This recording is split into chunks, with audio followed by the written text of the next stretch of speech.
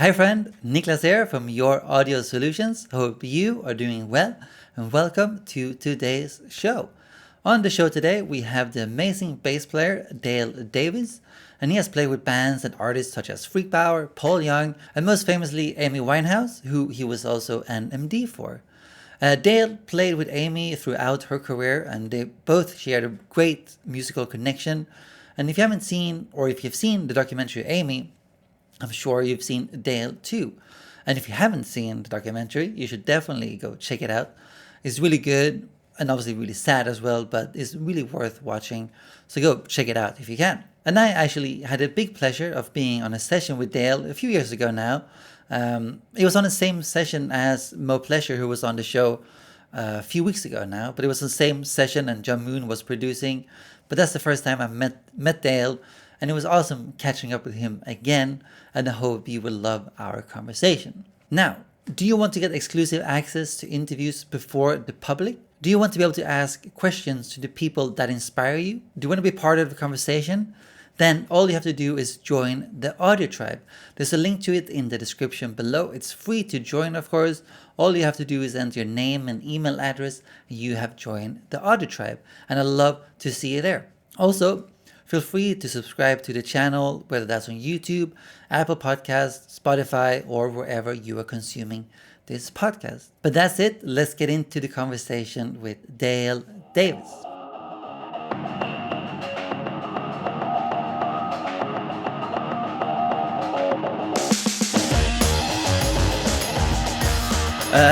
But Dale, yeah, welcome to the show. It's a pleasure to have you here. Okay. Awesome to see you again. Yeah. So I was listening to your, I guess it's a bit of an older record now, but the Drive Through Booty by the Freak Power that you obviously played on. Yeah. That's a pretty cool record, man. I never heard it before until, yeah, I started reading up about you. That was a pretty cool record, man. Yeah. It's a long time ago. It was in the acid jazz period. Mm. So Ashley Slater was definitely the more jazz out of the two, out of him and Norman. So, but they definitely hit on something. And at the time, you had bands like Brand New Heavies, Jamiroquai, Yeah, exactly. Mother Earth. I can't remember, Corduroy, The Emperor's New Clothes. So there's a lot of bands. Barry K. Sharp. They were all sort of like the same genre in the early '90s, around North London. Most of it, where it was at the time. Mm. Yeah, because it did remind me of Jamiroquai, actually. And then I had to go back and see, oh, you guys were in the same period, actually. So I don't know if you guys influenced them or they influenced you, but I think because I think Jamiroquai came out just after Freak right. Power. Well, no, it was around the same time. But then at the time when Jay signed his deal, I remember going to see their first sound check and at WKD, and Mm-hmm. very young, and he just signed a big deal. But then he was definitely going to be the star out of all of them, along with the Brand New Heavies, I suppose. They're the ones that took the acid jazz mantle and crossed over. So I got to. I mean, I knew Stuart before, actually. Funny enough, Stuart Zender, through Ashley Slater in Freak Power. So. Right. I should point out, Norman's based in Brighton, even though I said the whole scene was North London. Right. Right, we recorded the album down in Brighton, and Right. Norman's very talented. He's a great artist, really. He's one of those guys that was ahead of the game at the time. He's a great DJ and he could play, so he fused those two things together to have the success that he's had. Right. I mean, because what was the music scene back then? Because I'm trying to figure out what the music scene is in London at the moment, and it's always been hard to point a finger. Oh, this is the scene that's happening now. But was there a particular scene back then, or? Yeah, definitely. I would say it would have. I mean, obviously, if you go back a bit further, you can try and find a link anyway. But I moved to London in 1986 to study, and ended up quitting after a term because I was spending too much time in the studios, not really concentrating on my work. But the following year, the whole acid movement broke. It was the start of that whole rave culture, and the sampling culture as well. So I'd go out to a lot of clubs at that point, checking out the new music, literally every night, and soak it all in. It was very sample based with the whole rap. Right. And, there was this, the rap and the house and the acid house and the garage. So everything became quite minimalistic, it almost in a punk sense back in the 70s, where you had the four to the floor carrying everything, and in many ways it was the death of a lot of the old guard. DJs really started to come to the fore, Right. and then once they came to the fore, it was almost like the rhythm section went, the guitars went. A lot of things were going at the time. I remember watching the horn players go, and Right. and you were just left with a DJ and a singer for a lot of it, and then it got rebuilt. So I think the acid jazz influence has always been there, in the background, but it took once the whole it got merged with the whole club scene. So so by the time I met Norman, whilst I don't necessarily consider myself necessarily the greatest bass player, I knew at the time that I was ahead of the game. A lot of people would have still been listening to a lot of jazz and stuff like that, but I got onto the whole rave scene very quickly. Cool. Got into the music there. So by the time I met Norman, along with Ashley, we were into very, very, very similar music. And, when I joined Beats International, as it was before Freak Power, definitely on the same wavelength as Norman for that. I mean, yeah, because that's very interesting that you actually, were ahead of the game, I guess. Like, was that a conscious decision, or that was just something you enjoyed and that's what it became? Or yeah, it was something I enjoyed at the time. It was very new, and I was, I was very young. I was just turned 21, and it blew my mind coming to London at that point. Yeah. And watching the explosion and watching the transformation.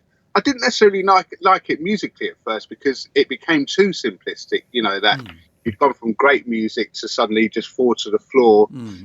Necessarily inspiring, but what it did do was everyone came together, and then no one could dance at that point, and then 15 years later you could see everyone, when you go to a club, they can all dance, and it's a result of that whole period where they used to just go out and dance, try and dance, and then eventually you could dance. So yeah, so it's very exciting. And sorry, Niclas, what did you just say there? What was the question again? It was what it was, yeah, if it was a conscious decision to. Yeah. So because it had blown my mind, I really got into it. When I look back at it now, that I realise I was ahead.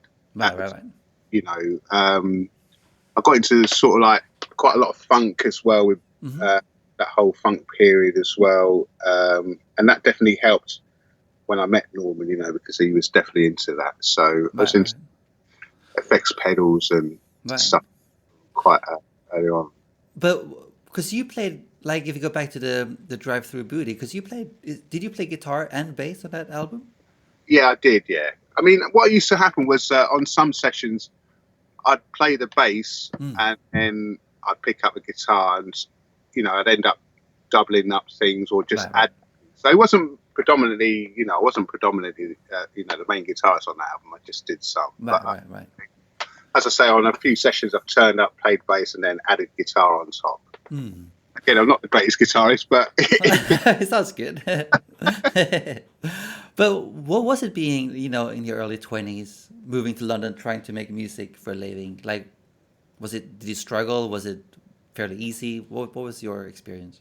No, it was a struggle, and I left at 20, as I say, to Cayman study. I moved up with a few mates, but they were all photographers, and they were students, so I saw them occasionally. No, at the beginning, actually, I saw them quite a lot, and then I made a conscious decision that I really should just knuckle down and not spend so much time, getting trapped in the bright lights of the city. Right. London's a very big place, as and for the first 3 years, it was very daunting. I did part-time jobs for most of that period, and as well as doing part-time gigs in the evening. I worked in a hospital for a couple of years part-time as well, and Right. so I do all sorts of temping jobs as you do to get by. I was very naive when I came to London as well. I should have really gone on the benefit system when I turned up and just carried on doing music. But I was trying to satisfy my parents to a certain extent, and trying to study and make ends meet. So so it was a struggle. It definitely was a struggle, but you need that struggle, I think. And what happened was I got offered a tour to go around Italy for 4 months, and I went as a guitarist Okay. and went there as a guitarist, did the gig for 6 weeks, and then the bass player fell asleep one day and they couldn't get him for rehearsal. But because I'd been playing bass while I was down there, they knew I could play bass, so I ended up getting the bass gig. Right. The tour was a complete disaster. The only thing that was true according to the contract was the flight out on the first day. Everything else was made up. Right. It was a tough time there, but I saw everything bad that could go wrong in one hit. You hit some lows and stuff, and I said to myself at that point, I thought, well, life's never going to be this bad again, really. Right. And these are the sort of sacrifices you're going to make in order to get on. So once I'd done that 4 months, I came back, and all of a sudden, London seemed very small. Right. It just created this headspace in my head that when I came back, and at that point, within 6 months, I got my first break by going to a jam night, and I met Shane Meehan, who was the drummer with Beats International at the time, who introduced me to Norman, who introduced me to Ashley. He chased me down to do a gig with Beats International, and I did my first show in Turkey, and they already had a bass player, but once I did the gig, they asked me to stay on. So that's how my break came about, really. Nice. But it was literally that I needed to travel to come back and find London just like a normal place. Right. I mean, I guess, yeah, it's good to get that perspective, being out, coming back. Yeah, what did you find about London when you were there? Oh, I don't know, actually. I mean, I came for the same reasons you came, I guess. It was also to make music for a living, but study. I was also naive. Yeah, I think you have to be, you really do. But then when you look back, you think, I was really naive. Yeah. But something that, that is fascinating is you obviously talked about, the struggle you had in the beginning, but obviously you kept going. And I think that's always the thing that separates people, from people who maybe quits or does something else with their lives.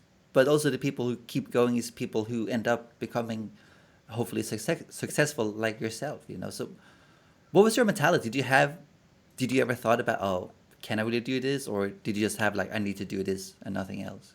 Yeah, that's very interesting. When I was 8 years old, I did my first gig playing the guitar, and I knew at that point I wanted to be a musician. I didn't necessarily go about it in the right way. Obviously I was a child growing up. I'd given up playing guitar when I was 12 because I had 2 massive posters of Jimi Hendrix on my wall, and I thought, well, I'm never going to be as good as you. But then, years later, you realise that in fact, there's no one going to be like Jimi Hendrix. Yeah. So you learn a lot. You learn a lot of things along the way. Yeah. And then I stopped playing guitar for a couple of years, and then a mate of mine at school said, he said, we've got school band, and I know you've got a bass. Do you want to play bass?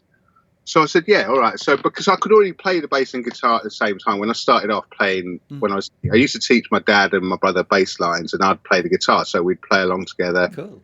And they, my dad might do a bit of singing, my mum might do a bit of singing. They weren't necessarily the greatest singers, but they had a passion for music. And so I remember when I was 15 as well, I remember we were talking about the new millennium coming up, and we'd be in our early 30s, and we were talking about what we'd want to be doing at that point when we were in registration. I said at that point, I don't want to get to 30 years old and say, I wish I'd had a go at doing music. Yeah. So there was a few things I learned along the way. I learned that when I moved to London and there was a struggle going on, I learned that once I learned to survive on nothing, everything became a bonus. Yeah. And how much you can survive on when you push yourself, with struggles and stuff like that.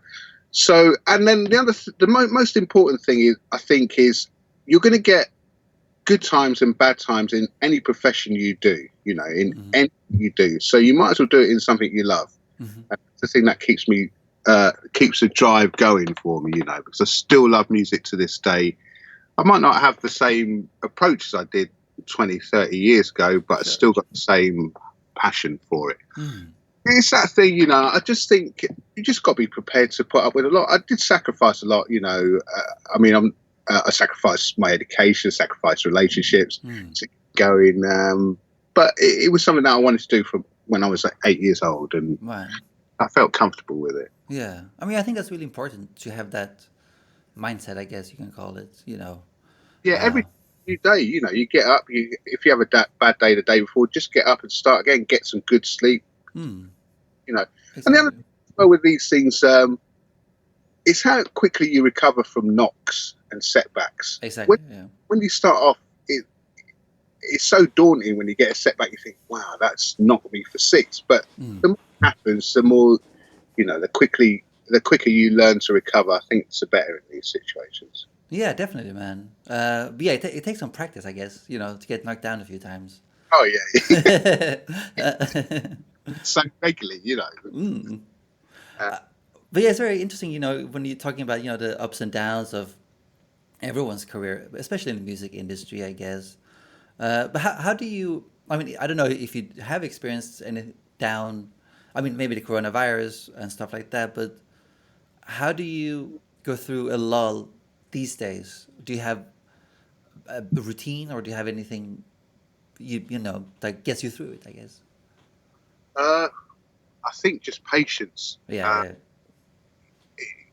It's a fine line between confidence and stuff like that, because when things are going down, when you, the way I know that there's not much work around is when you stop seeing work emails, Right. and we're going through that period right now, which is fine, but it's just I know it's not really lame, but you have to rely on a lot of things. You have to put in the hard work, and you have to rely on a bit of luck as well. But you pick your luck through the hard work as well. So you just have to do it. I'm at a stage now where I've been doing it for so long that I have to keep carrying on. I suppose success for me would be to maintain a career right throughout my whole life. That's not going to be easy right now, because the industry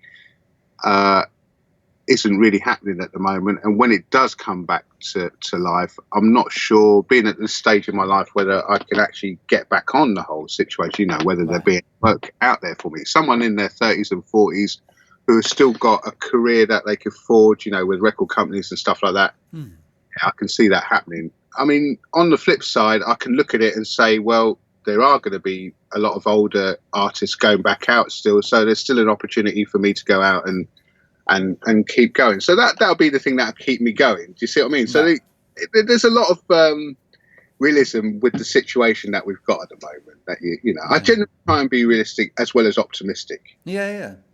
I mean, that's really good, man. But you mentioned patience. That's something I've had to learn myself through I mean, I haven't been active in the industry for long at all, but I still have to, I've had to learn patience, because, as you said, some stuff you just have to be patient for it to come to fruition. It doesn't matter how hard you work every day. Some things will just take a bit of time. Yeah. Well, you can get up to a plateau very quickly, and then that plateau can stay like that for a couple of years, and you just move a little bit, and then so they're all the things that you just have to experience. But it's a funny one. You learn to be patient. That's what Yeah. you've got a choice in this industry, Oh, and also you learn to realize as well. There's so many things out of your control that when things go wrong, and you focus on something, you think. You get fixated on one thing when things go wrong, don't you? But then after a while, you find out a few things and then you realise it's so many different things that in the end you just stop worrying about those things and just try and stay positive. I think with all these things. Yeah, exactly, man. But let's get into a bit of the bass playing, because that's what you're famous for, I guess, or what I know you for. Because when I interview Lee Sklar, I'm sure you know Lee Sklar as well, and he was talking about the importance of whole and half notes, in his playing. I was wondering if you have any of your own philosophies when it comes to playing bass, or it could be guitar as well, or any instrument you pick up. Uh, well, I go by the actual song really. Mm. So, it always feels like I end up playing the same thing on every song, Okay. But that's just your style. Your style comes across. I wouldn't necessarily say I'm the busiest person. Sometimes you might need a half note. Sometimes you might not. There's that's quite a limited answer I'm giving you, but Right. uh, It's all about the song. I think so.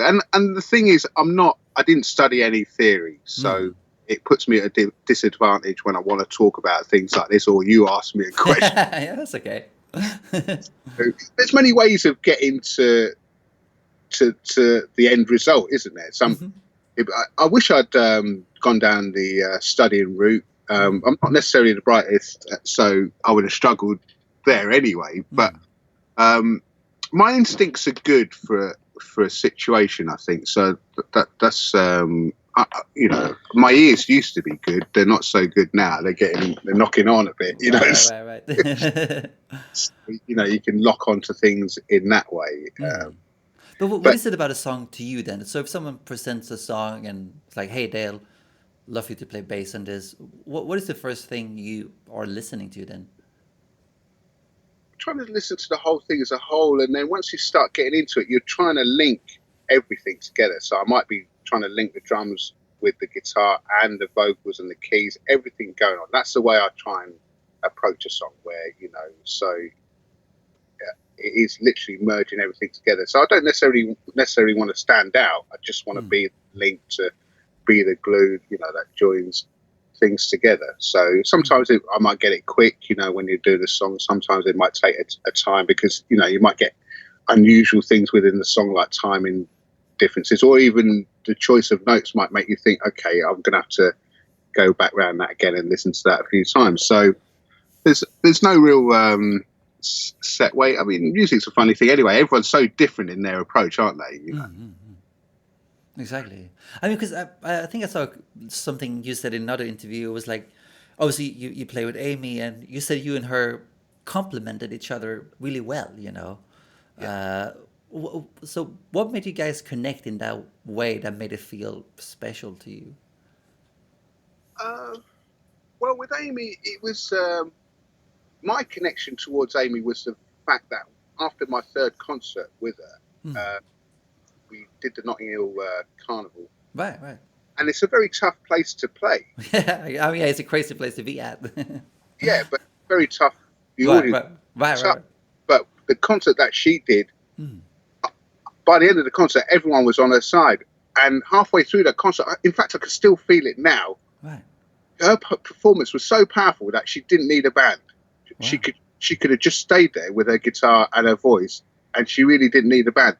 So at that point, I realised that we've got there's a very special person here, And as a result, I'd look out for her, not only musically, but as a person. So it was that link, and she developed a link with me quite quickly as well. And luckily, we had some great musicians in the band. Ian Barter, our musical director at the time, he had he's got perfect pitch and stuff like that. And his ears are amazing. So he just, when you get into those situations, it's just a pleasure playing with people, because you know that they always know what's going on. Mm-hmm. So with Amy, you'd always be looking out for her, and that comes through. Like on stage, she'd ask me for the bass really loud in her monitors, and I would ask for her to be really loud in my monitor, so that you always had that constant.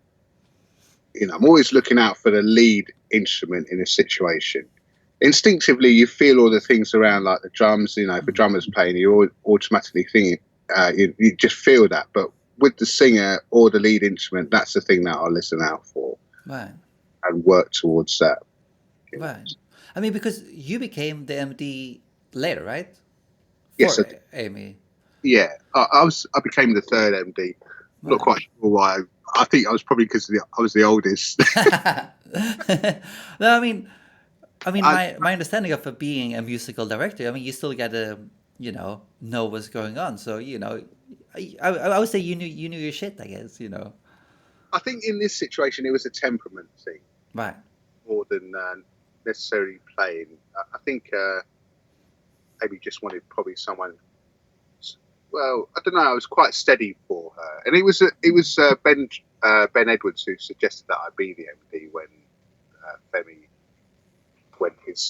went on to do his thing. So Hmm. Hmm. um, and then Amy said yes, So, but it was great actually because at that point I used to hang out with Amy so much, Right. I Right. really well with her beforehand, but that created an even better bond. Yeah.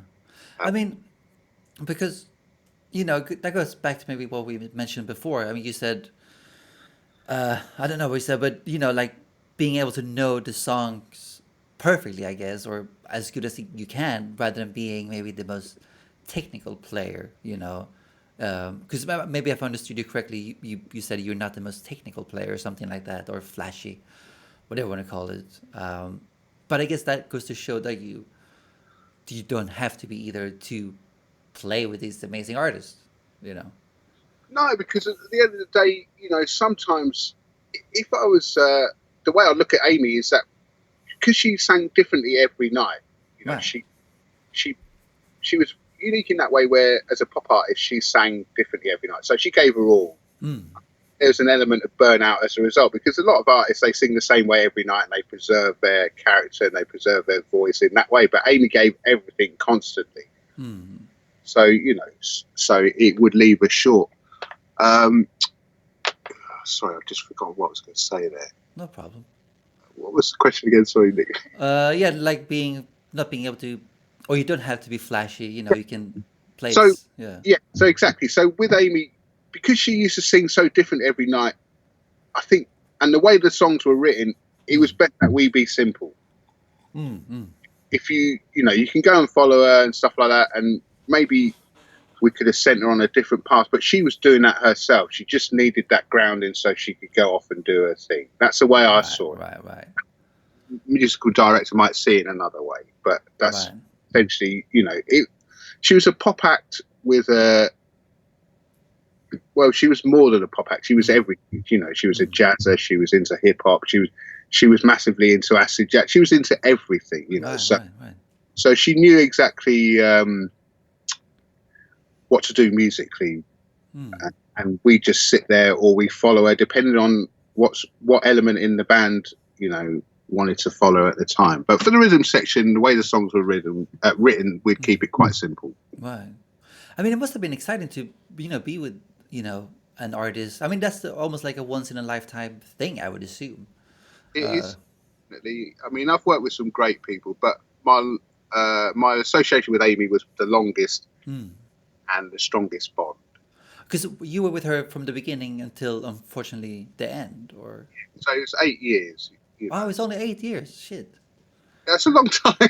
Oh yeah, but yeah, I guess. In musical terms, that is quite long, isn't it? Well, yeah, yeah, yeah, yeah. It is. But I suppose the other thing is, in a situation like that, some people, if she'd been around now and we still got on, then I would have still be working with her because you get a lot of musicians who work with one artist for their whole career, so Mm. they get to a stage where they've done all their playing with people and then they settle with one artist. Mm. I was in that situation with Amy. But then, unfortunately, towards the end, after the last concert, they decided to, sever ties with everyone at that point. So Right. maybe to try and get Amy to, stabilize herself, but unfortunately, it went the other way. So Yeah. I mean, yeah. I think most of us have seen the documentary, and it's, yeah, super, super sad. I know you guys are obviously in it. You see some shows, and unfortunately, the stage she's in. It must have been really hard for you guys. it was, it's always going to be bittersweet. I'm quite philosophical about these things because, yes, it is sad to see her go so young. Mm. However, some people are just meant to burn brightly and go quickly. Right. And no matter how many steps the industry takes to prevent these things happening, then, in my opinion, there's always going to be one person who slips through the net. That's just the way life is. Yeah. So whilst it's sad that she's not here, she's given so much in a short space of time that it's always going to be an honour to feel to be a part of that. But ultimately, it's going to be tinged with sadness, she's given me so many opportunities. I mean, look, I'm talking to you as a result of it's my association with Amy that's given me the breaks to talk to people, even though I had a career beforehand. My association with Amy is the thing that's helped. Yeah, definitely. But what happened to the band, after she passed? Did you guys... what was the situation? What was the feeling around the band and going forward and all that? Well, the band was always... They had such a strong spirit until the last night. I mean, the last gig that we ever did with Amy, it was the first time that the band had been broken, the spirit of the band had been broken. And it was the first time, really, that Amy wasn't happy with the band. But I think it was really a reflection of she was just fed up, full stop. Right. Which is a shame. It's just the way it goes. But then when things are on their way out, you don't expect it to be pretty. Mm-hmm. And then after she passed, we got offered a residency in the Arts Club in Dover Street. So we did that for 3 months. And then after that, we'd do various bits and bobs functions together. And then we'd see each other individually doing sessions. And then 5 years ago, when the film came out, a couple of people approached me to put the original band back together and get a singer. Right. So, and then one of the other band members, he put his own thing together before I joined Forever Amy, where other original band members and another singer doing it, and he did a variation of the songs, whereas in Forever Amy, we tend to do a straight version of the songs as they were. Right. So we do see each other a lot. We did see each other a lot. No one's really seen anyone since the last 5 months. However, so we are still in touch. And if people, we get on, so people will always call each other for different things. Yeah, that's good, man. In the lockdown, I've done 2 sessions, and they've been both with ex-Amy drummers, so. Right. Awesome. But did you also start the Forever Amy function band, or am I wrong there? Or is that a thing? No. I did as a result of doing the shows at the Arts Club. Amy used to call the backing band the nights before. Right. So we went out as a KBs, and sometimes right. Sometimes I do get the odd call to go out and do that. They're not so regular now, but no one's getting any calls at the moment. Really. Yeah, exactly. But so, what was our first record again? Was that Frank? Am I wrong there too? Frank. Yeah. Was that? Did you work with Mark Ronson then? And was that in New York, or was that here? No. So Amy's albums were recorded in America. Her first album was produced by Salam Remy. And Salam's an incredible, I'd say producer, musician. He was prolific, in the fact that he could literally take Amy's, spend 15 minutes with her and get everything he needs, turn it into a great song. Amy was very good because she can do things in one take. Right. She didn't need much time to deliver. She said that if you turned up at a studio and you didn't have your stuff ready, then there was no point. That was the way she looked at that thing. So she was always incredibly creative in the studio. Salam was amazing. He played most of the instruments on that first album, and then there was a horn player who played most of those instruments. And when I first joined Amy, Frank was just being finished. Right. And I always remember when I first heard Frank, that I thought it was the first new take on jazz that I'd heard in a long time. Our first pop crossover new take on jazz. I mean, obviously jazz had been continually going in the background, but it was still quite jazz, orientated. Whereas this was a definite crossover. And then, so we toured that for 18 months, and then she had a break and she went off to record the second album, half with Salam and then half with Mark Ronson. Right. To use Dap Kings, and then Salam did his own half. And when I remember hearing the Back to Black with the two different album producers before it got mixed and the strings went on, and they did sound very different, but very retro. The brief was the same, but they did sound very different. But once the orchestration and the mix went on, then it became one album. So. Right, that's cool, man. But so, did you guys play recorded live, or that was all done by Mark and Mark on their own? Mark, when he recorded the Dap Kings, they would have been playing together. They're a great band. They're one of those old school bands where they chuck 3 or 4 songs out in an afternoon. They've just got that ability. And they were a band before Amy, had them on their album. I think they were working with Sharon Jones at the time. Right. That's cool. But so you mentioned Amy was, wanted to be, you had to be prepared, know what you're doing when you enter the studio. And I think that's an awesome mentality to have, and what it should be when you're going to a studio, right? Yeah, again, it depends, because not everyone works that way. Right. Some people can take months to get something going. That's not to say that the end result is any different. I just think, it just depends, really. I mean, for many years, people came from a playing background, so they would have had to have been used to doing everything in one take. I would say this now, with technology, sorry, I'm going off a bit, That's but okay. with technology now, in the old days, you'd have 15 minutes of magnetic tape to record to. So musicians would have to be hot in order to make sure they get themselves onto that 15 minutes of tape. But nowadays, a songwriter might write a song that they would make a demo. You go in the studio, you listen to the demo couple of days before you do the demo.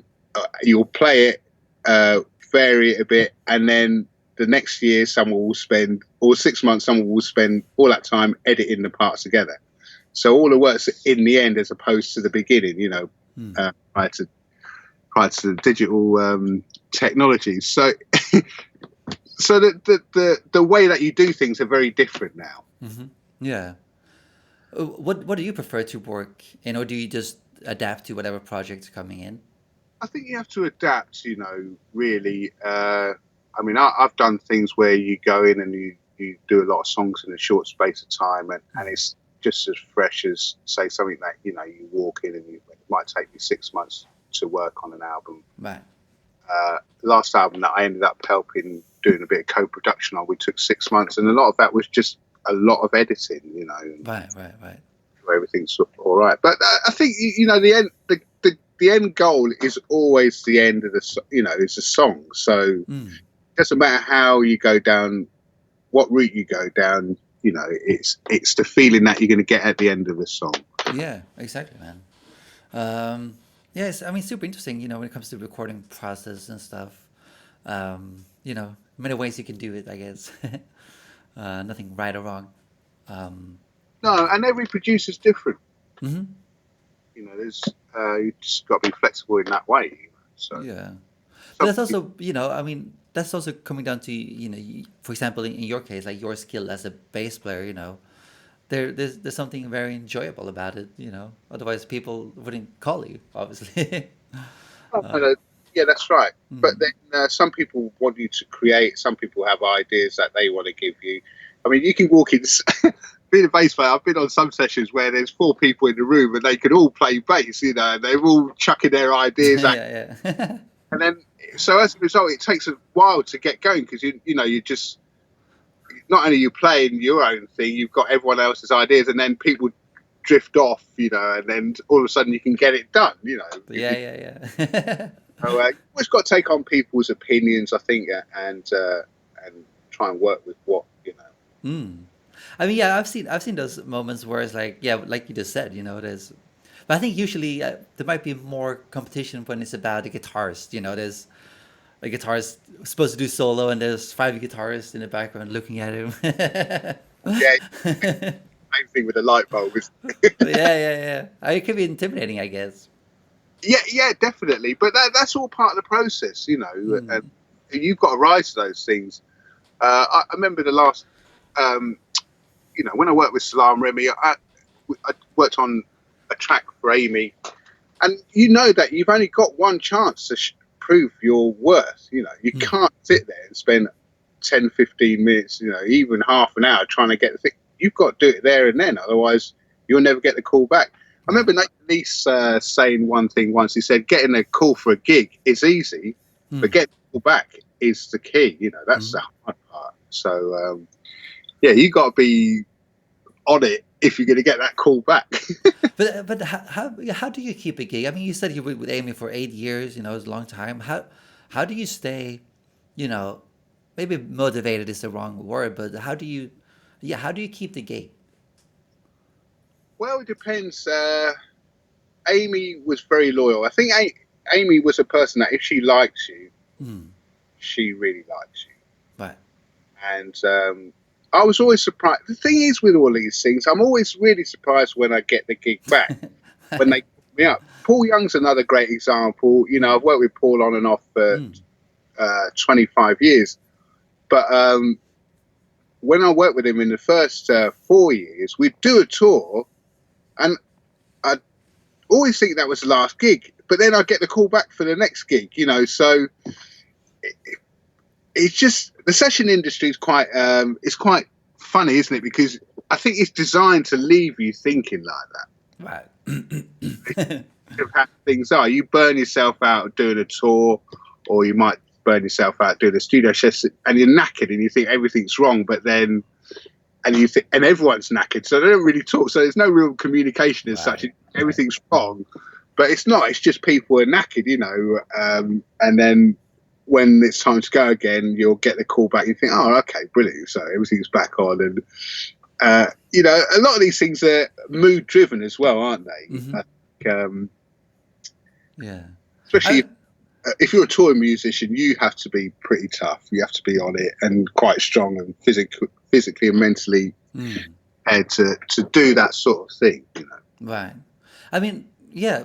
How is the touring for you? Is that something you prefer to do, or do you prefer session work? I prefer to do an equal balance of both. Unfortunately, life is not balanced. Right. Right. Right. I ended up doing more touring Mm. than recording, Sure. which isn't necessarily a bad thing. I suppose I'd love to have been on more records, which would have been a great thing. Mm. I said that I grew up in an age where you make your finances from touring. The whole Mm. record industry has been based around the touring and live performance for the last 10 to 15 years. So I've been a part of that, and yeah, you have to be tough. I think mentally, if you're not tough, you're going to crumble Right.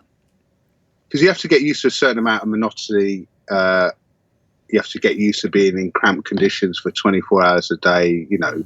The only release you get is being on stage. So I think I've seen a lot of people get bored and get destructive. Right. Uh, that's not to say that I haven't been through my own rough times, but Mm. I've seen a lot of people who can't take it. And Right. you What is it that's so specifically hard with the touring life? Because I never done any big tours or anything, so I haven't really experienced that life of the music industry. Yeah. So what is it that really gets you down? Is it just a combination of everything, or is it a few particular things? Uh, I think I've been fortunate where I don't really get down by it. I think the only thing that would really be disruptive if there's people that you don't get on with, and Mm. generally, it's a very rare thing that I don't get on with people while I'm on the road. Right. So, Right. and I will always make an effort to get on with everyone really, because you've got to spend a lot of time, and that includes a crew, Mm-hmm. that includes all the management, or everyone involved. I think that would be the only thing.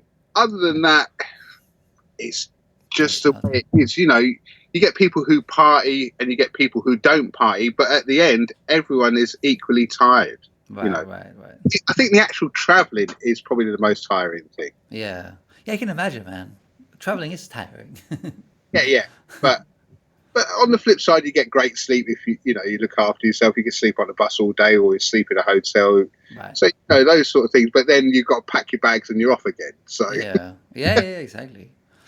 Having been in the industry for the amount of time you have been in it, when it comes to the business side of things, is that something you learned early on, or is that something you have had to learn as you go on?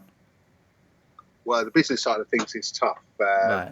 I've definitely had to learn that as I've gone along. Uh, Hmm. it's definitely. I definitely say that um, it's quite strange because when I first started, I was gearing myself towards record industry work, Right. Right. record company work, and so I would say for probably the first 20, I don't know, 25 years of my career, then I'd been relying on the record companies to pay me and stuff like that. So eventually, the record company money always comes through. Hmm. When I was observing people, when I was coming to the end of that, I'd observed that people who were sort of like getting on in their late 40s and early 50s, they weren't necessarily relying on record companies. They'd have to rely on themselves to generate the work. Hmm. So, and at that point, I was reaching that point where I wasn't going to necessarily get so much record company work, and I'd have to generate the work myself. Right. So when you generate the work yourself, that's quite tough because you're really at the mercy of people who are paying. So Hmm. generally, I mean, money's money. If no one wants to pay me, I've got to be persistent until it comes in. There's been a few times where I've never been paid for things that, well, the coronavirus has really scuppered. Hmm. Great example of what's happened here. Yeah. Uh, you just have to, and I've had a family to look after, so they have to be fed. So there's no mucking about with money there whatsoever. Hmm. Uh, so you have to be quite strong. I'm not really a person, once I've agreed something, I'm not going to go back and say, oh, can I have more, or blah, blah, blah, blah, blah. Right. Right. Right. You accept what you're given. Hmm. Sometimes you might negotiate for more and get more. Hmm.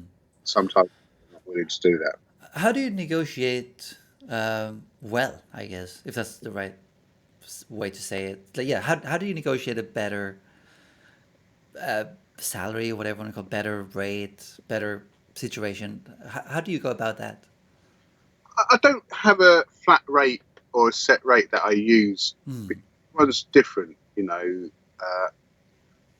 I don't, if someone asks me to do a job, they obviously calling me for a job. So I don't necessarily want to price myself out of a situation, just because I'm looking for a set rate. So I'm very Right. flexible when it comes to work. I've done stuff for nothing. I've done stuff for good money, Hmm. and I do it because I like it as well. Hmm. I'm quite happy to go down the road and play for a few quid because it gets me out playing, and you're still playing with people. So you have to live within your own means as well. I've got quite a modest lifestyle because I don't want to get myself into any debt, Sure. Sure. and I've got to maintain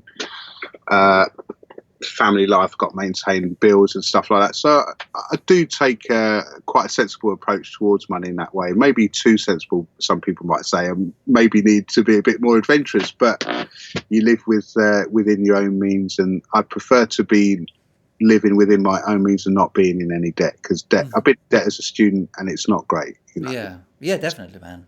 Constant struggle, isn't it, trying to get out of debt? And Yeah. so Yeah.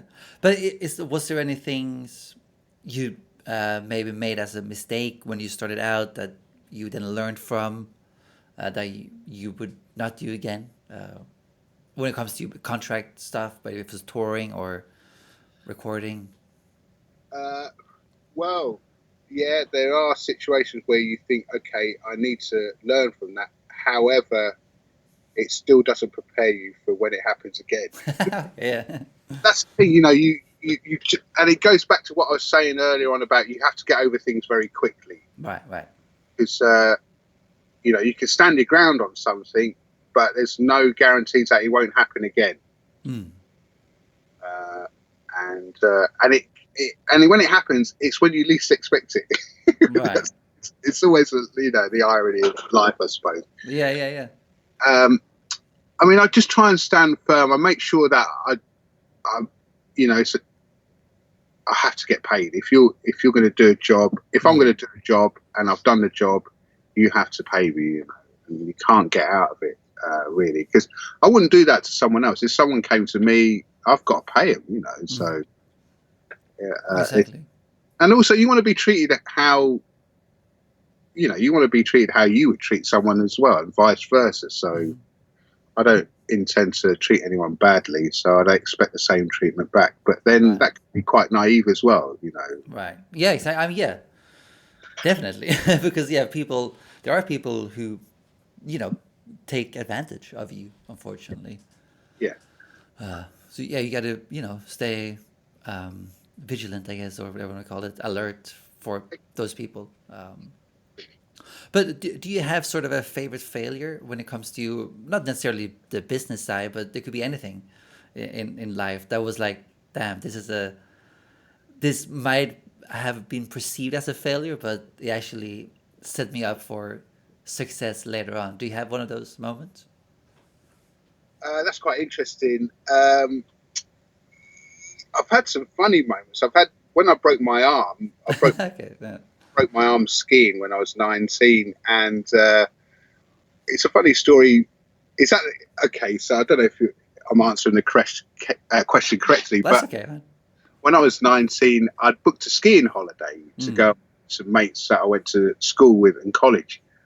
But a couple of months later, I remember going to the Base Centre. Do you remember the Base Centre in? There used to be a shop in Wapping called the Base Centre in the 80s, and it was like a base heaven, really. Right.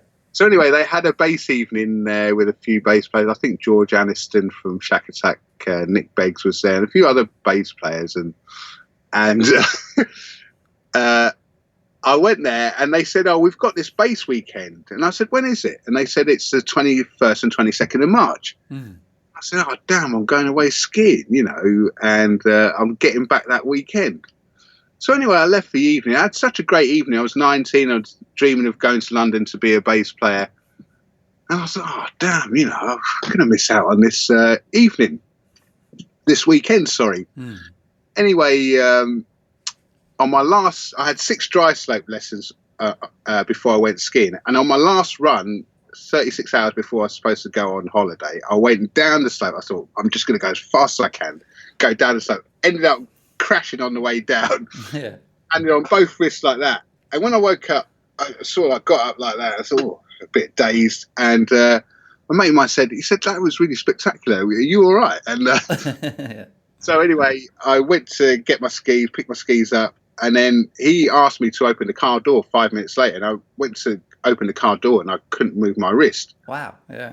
I said, Dom, you better take me to the hospital. But at the same time, that wrist was in pain as well. So I went down the hospital, and I was scared to get that wrist x-ray, because I thought, if I've got 2 wrists broken, I'm not going to be able to play guitar. Right. So luckily it was this wrist.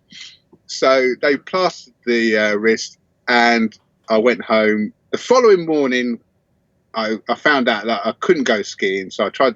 But instead of worrying about that, the first thing I did was I phoned up the bass centre and I said, "Have you got any places left on the bass weekend?" And they said, yes.